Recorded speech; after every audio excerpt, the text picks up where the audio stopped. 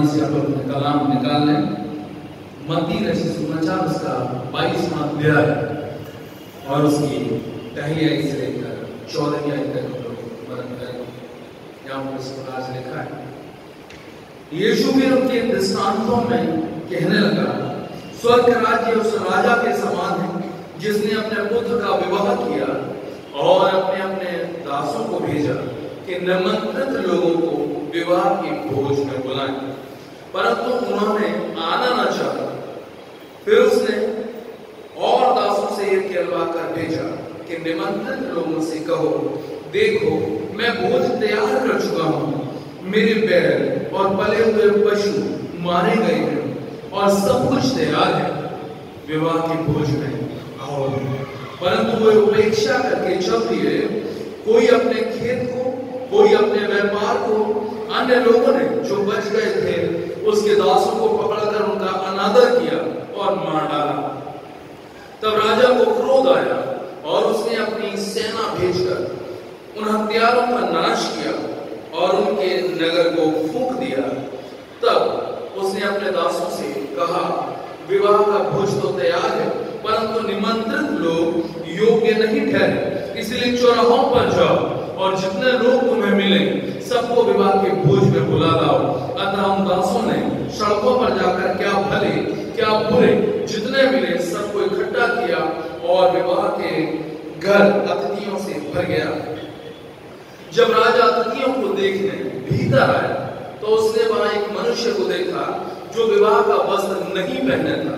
तब उसने उनसे पूछा, हे मित्र, तू विवाह का वस्त्र पहने बिना क्यों आ गया? उसका मुंह बंद हो गया।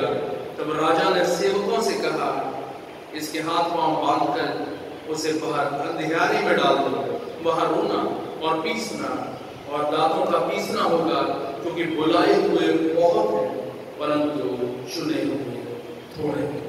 खुदाई कलाम में क्या लिखा है? बुलाए हुए बहुत हैं परंतु चुने हुए थोड़े। तो मेरी बुद्धि, मेरी ज्ञान, मेरी समझ, मेरी योग्यताओं को शून्य कर मुझे आपके इस पद से मेरे मुख से जोड़ के दे।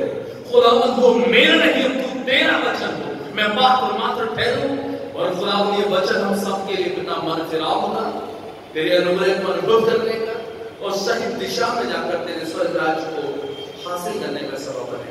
यीशु के नाम से मैं तो अगर साधारण भाषा में स्टोरी को मैं और आप सुन रहे हैं तो यहाँ क्या स्टोरी है? एक राजा है, उस राजा ने क्या किया है? उस राजा ने एक बड़ा भोज किया और उस भोज में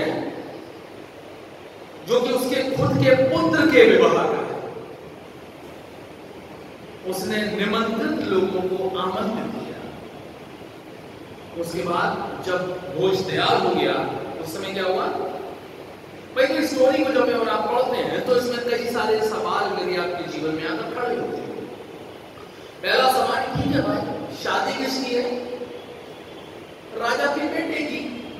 अब ये निमंत्रित लोगों के ऊपर निर्भर करता है कि वो शादी में आना चाहे या ना आना चाहे। इसमें इतना ईगो पे लेने की, इसमें इतना क्रोध करने की और इसमें इतना क्रोध करने की कि उनके नगरों तक को उन्हें भगवा दिया और उन्हें मार डाला, उन्हें ताड़नाएं दी।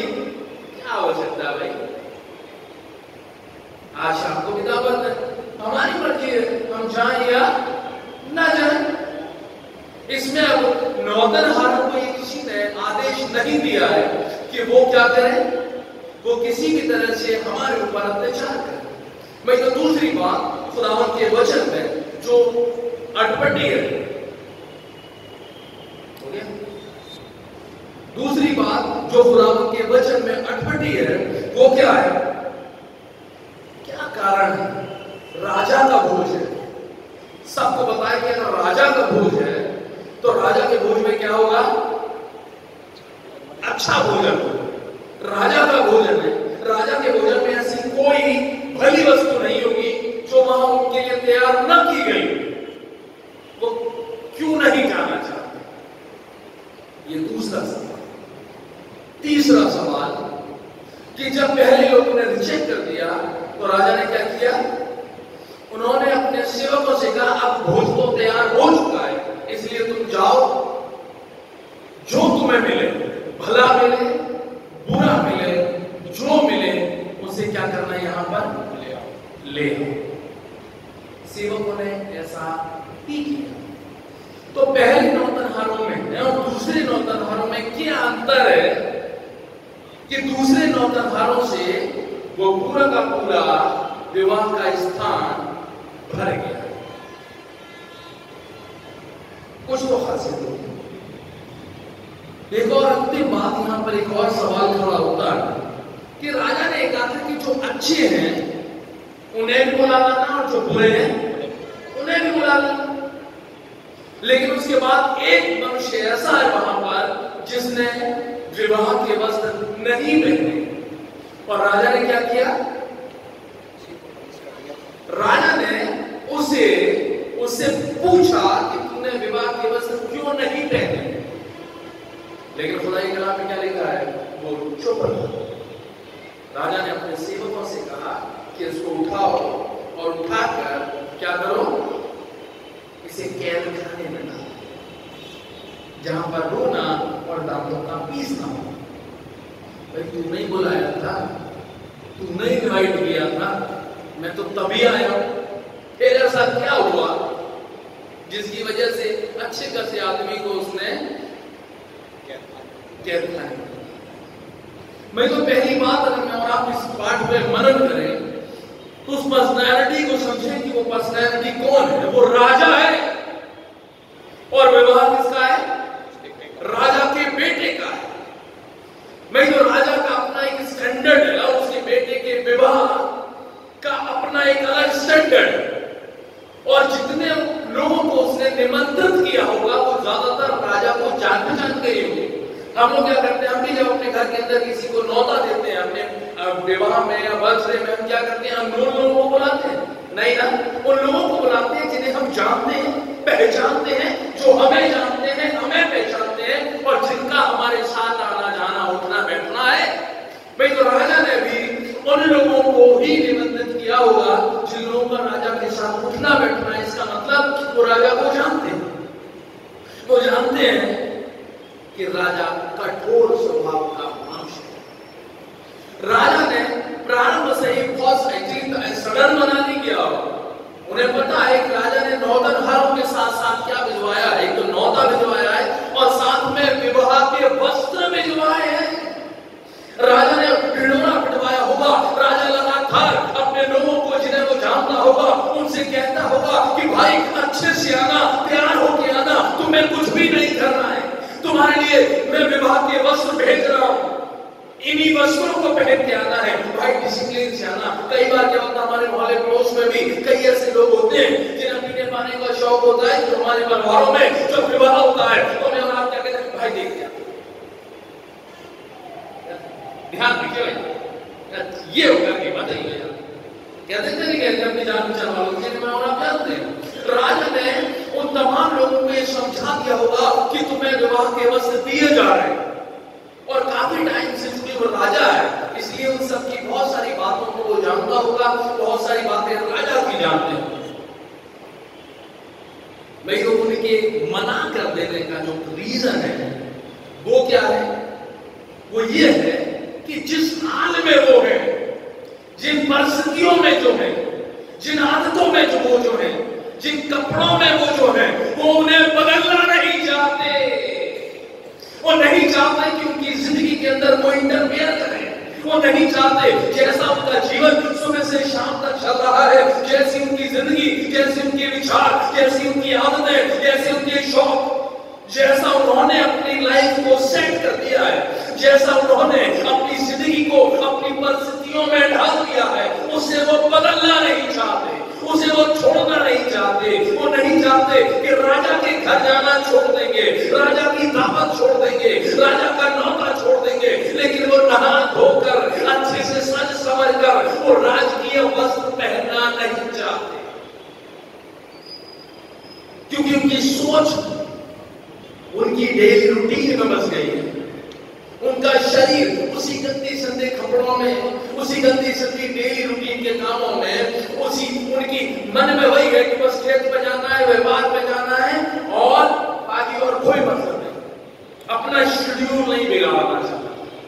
भाई तो निश्चित तौर पर जान लेना, अगर मैं और आप इस राजा की तुलना अपने परमेश्वर से कर रहे हैं तो मेरे और आपके परमेश्वर ने भी एक सवाल खड़ा होता है कि यहाँ पर मसीह यीशु यूं ही तो ये बात नहीं कर रहे, यूं ही तो ये दृष्टांत नहीं दे रहे। भाई तो अगर मैं और आप पिछले अध्याय को पढ़ रहे हैं, मैं और आप मनन कर रहे हैं, मसीह यीशु स्वर्ग राज्य के बारे में बार बार अपने चेलों को बता रहा है, उन्हें चिता रहा है। और यहाँ पर भी मसीह यीशु स्वर्ग राज्य की क्या कर रहा है, व्याख्या कर रहा है। यहाँ पर भी मसीह यीशु स्वर्ग राज्य की ही बातें कर रहा है और राजा की जगह उसने अपने पिता परमेश्वर को रखा है और उस भोज के उस हॉल को उसने स्वर्ग राज्य की जगह रखा है और पहली नौतनहारियों को उन्होंने यहूदियों की जगह रखा है। भाई तो परमेश्वर ने अपनी निज संतान कहकर पुकारा, परमेश्वर ने अपने इस्राएलियों को बेटे और बेटी कहकर पुकारा, परमेश्वर ने निमंत्रण दिया। इस्राएलियों ने परमेश्वर को नहीं चुना, लेकिन परमेश्वर ने इस्राएलियों को चुना उस अनंत काल के जीवन के लिए, अपना साथ देने के लिए।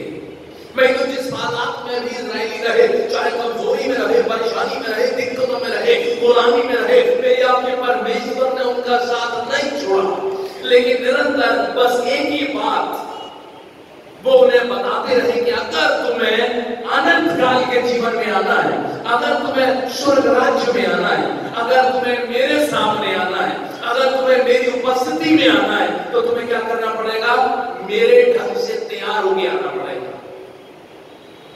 इस्राएलियों से परमेश्वर ने यही तो कहा कि तुम मेरी विधियों को मानना, मेरी आज्ञाओं को मानना, मेरी शिक्षाओं को मानना, तब तू जो कहेगा तेरे लिए हो जाएगा।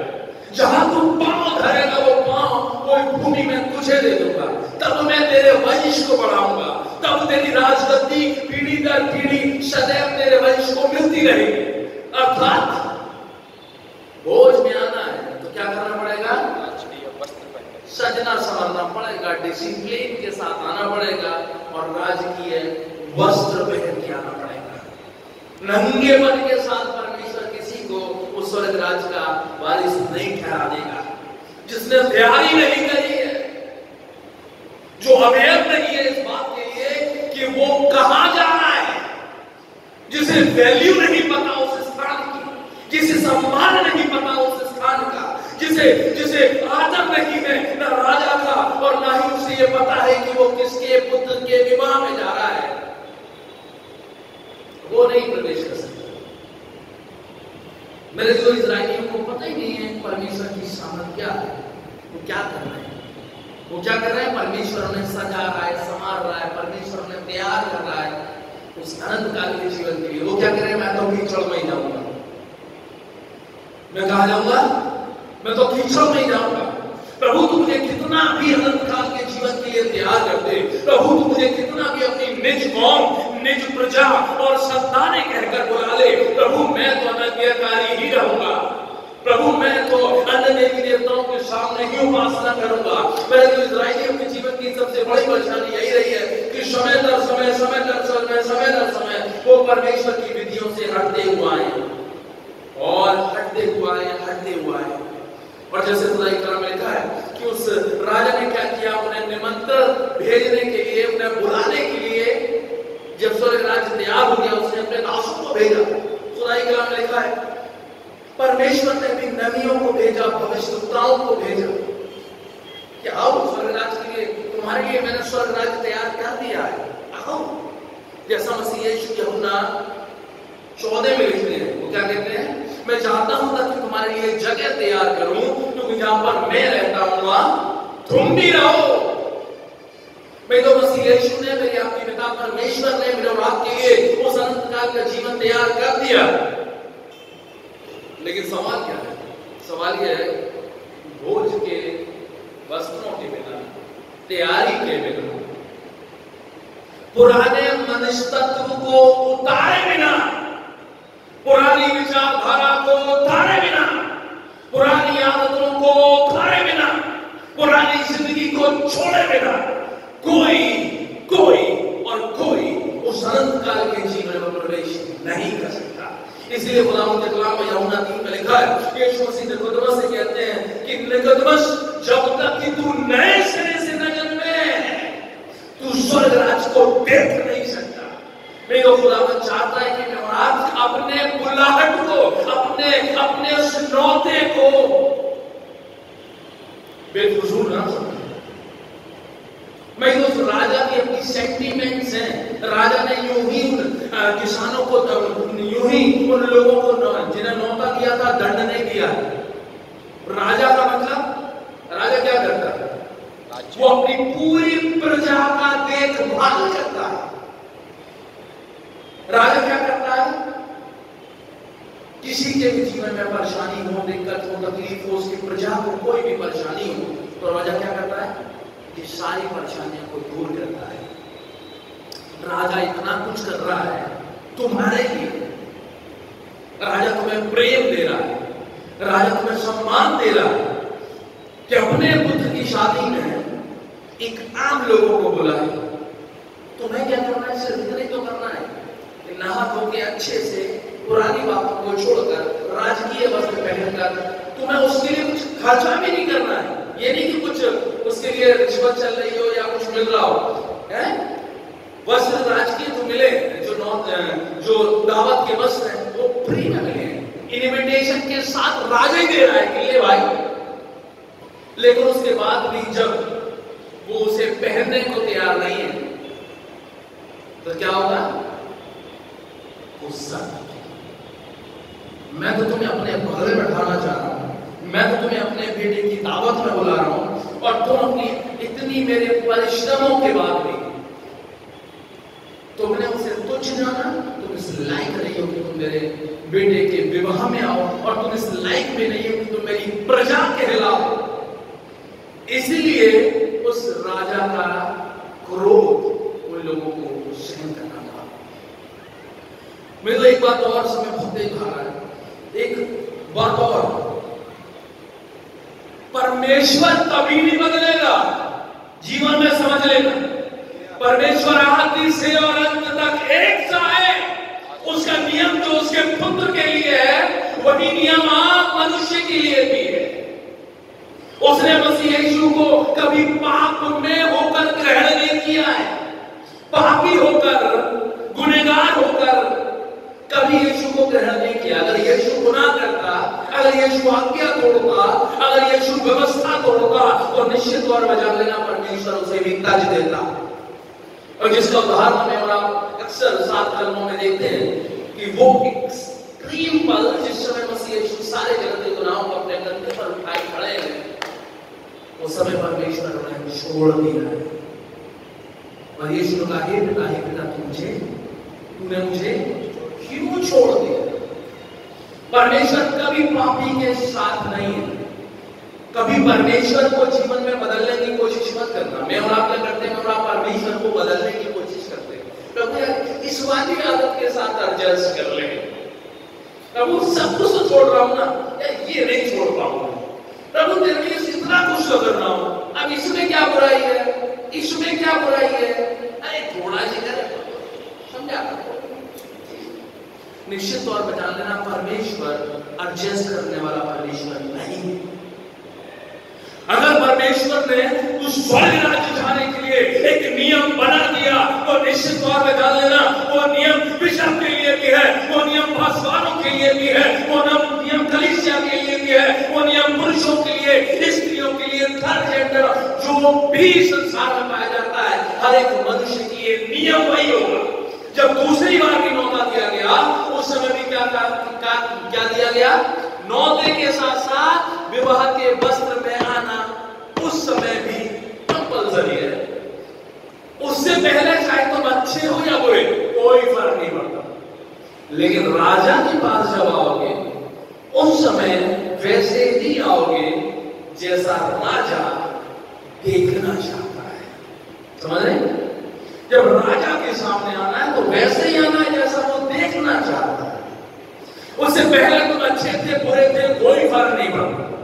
उससे पहले तुम परमेश्वर की निज संतान थे, पहली चॉइस थे कि नहीं, कोई फर्क नहीं पड़ता। उससे पहले तुम इस्राएली थे कि जेंटाइल थे, कोई फर्क नहीं पड़ता। मेरी आपके परमेश्वर को फर्क पड़ता है तो इस बात का कि जब तुम स्वर्ग राज्य में प्रवेश करने के लिए आए हो, जब तुम उसके पुत्र के भोज में आए हो, उस समय तुम किस दशा में हो।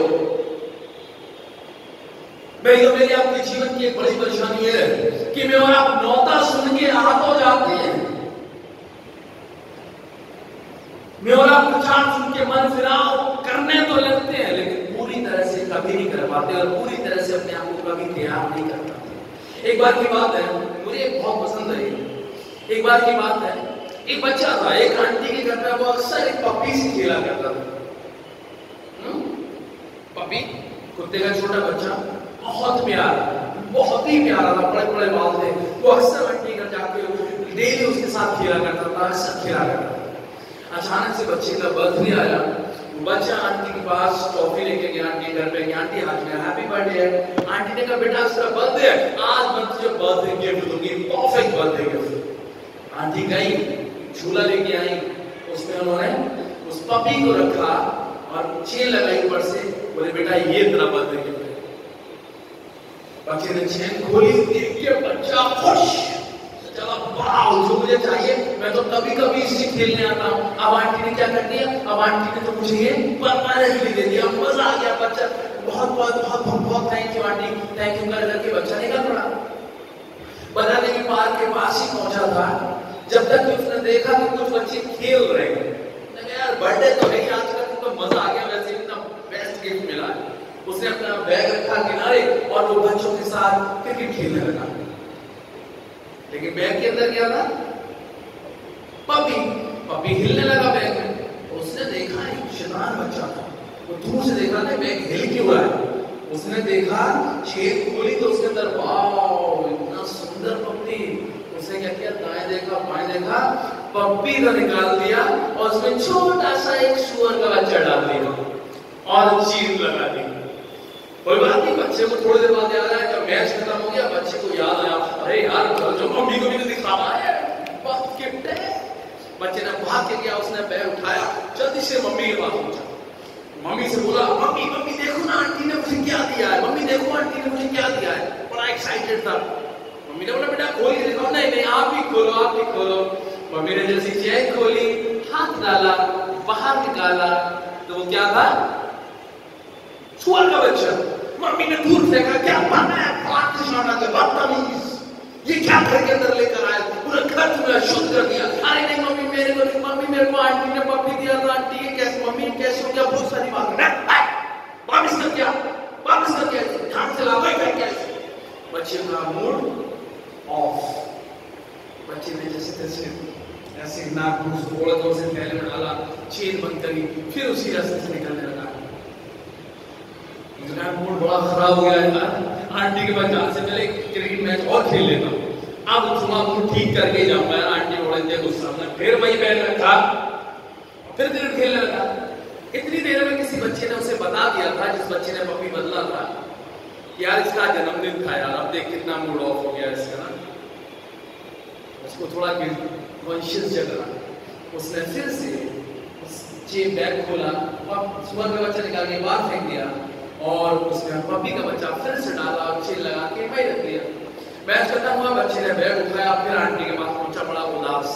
आंटी आपने मेरे साथ ऐसा क्यों किया? बेटा क्या हो गया, तुझे तो कुछ पसंद ही ना, तुझे वही तो दी है। देखिए आप क्या है, चेन खोली, बाहर निकाला तो क्या था, पपी। अब तो बच्चे का दिमाग खराब, बच्चे का ये कर रहा है भाई। बच्चे ने तुरंत पप्पी की गर्दन पकड़ी और यूं हाथ में लेके बोला, सुन, जैसा तू आंटी के घर रहता है ना, अगर ऐसे ही तू मेरे घर रहेगा तो मैं तुझे अपने घर लेके जाऊंगा।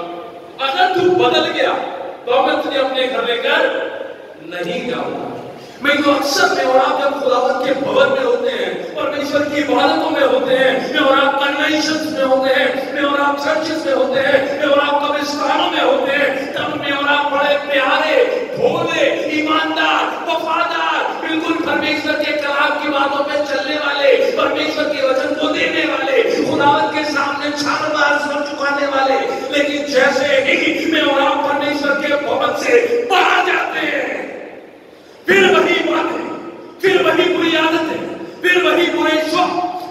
उल्टी सीधी हरकतें, फिर वही परमेश्वर के कलाम को तोड़ना और परमेश्वर की आत्मा को खंडित करना,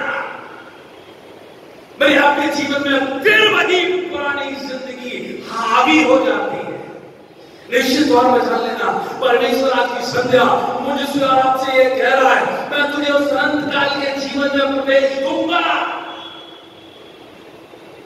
लेकिन जैसे मेरे भवन में रहता है वैसे ही बाहर भी रहा कर।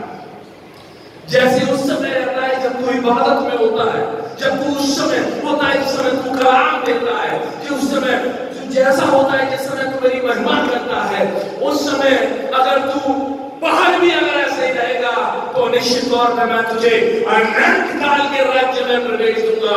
मेरे जीतो, खुदाई कलाम में इसलिए लिखा है कि बुलाए हुए तो बहुत हैं परंतु चुने हुए थोड़े हैं।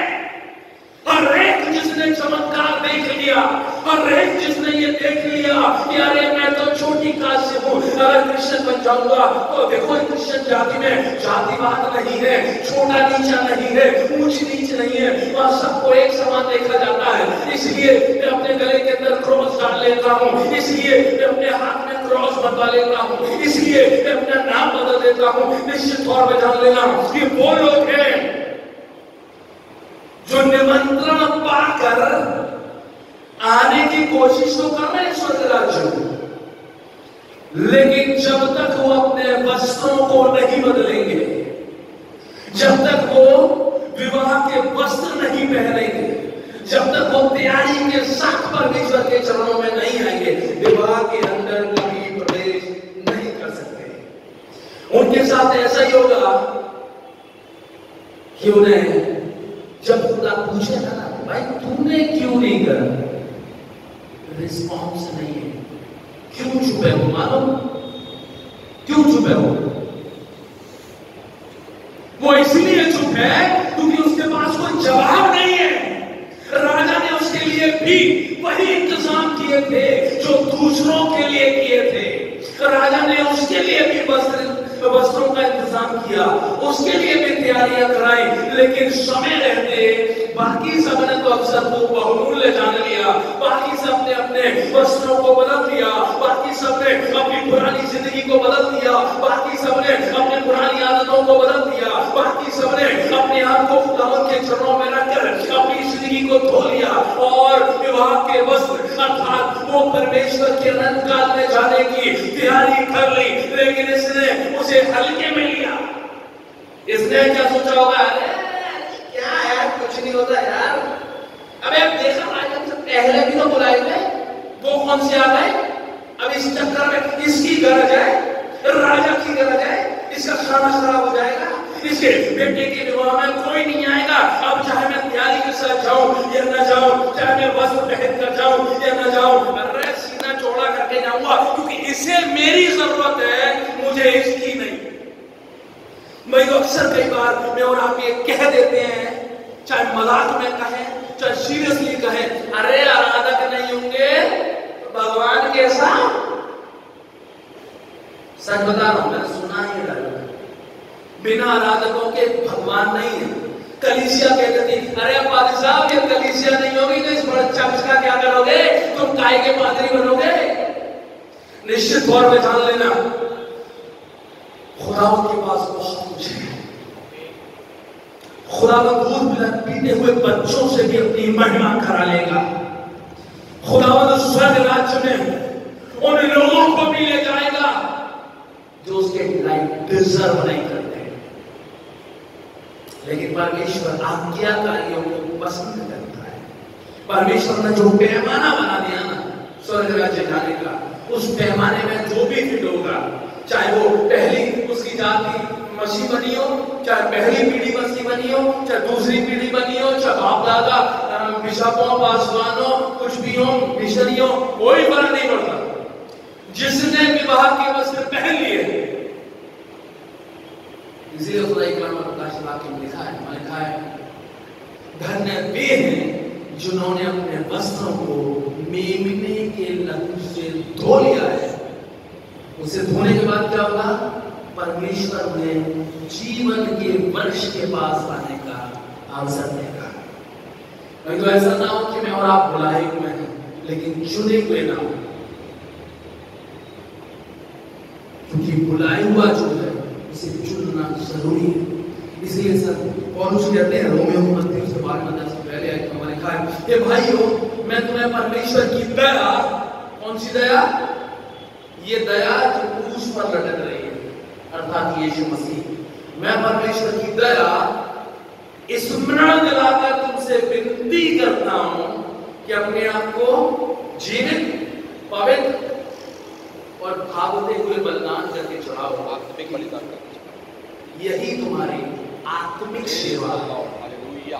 नहीं तो परमेश्वर चाहता है कि और आप अपनी पुरानी बातों को, पुरानी जिंदगी को कुर्बान कर दें, छोड़ दें और नया जीवन पाकर उस परमेश्वर के पुत्र के बोझ में सहभागी हो जाए, उस स्वर्ग राज्य के सहभागी हो जाए। अभी भी अवसर है, अभी भी अवसर है। खुदाई कलाम में लिखा है अवसर को बहुमूल्य जानो कि दिन निकट हुआ। धन्यवाद का परमेश्वर एक बार फिर से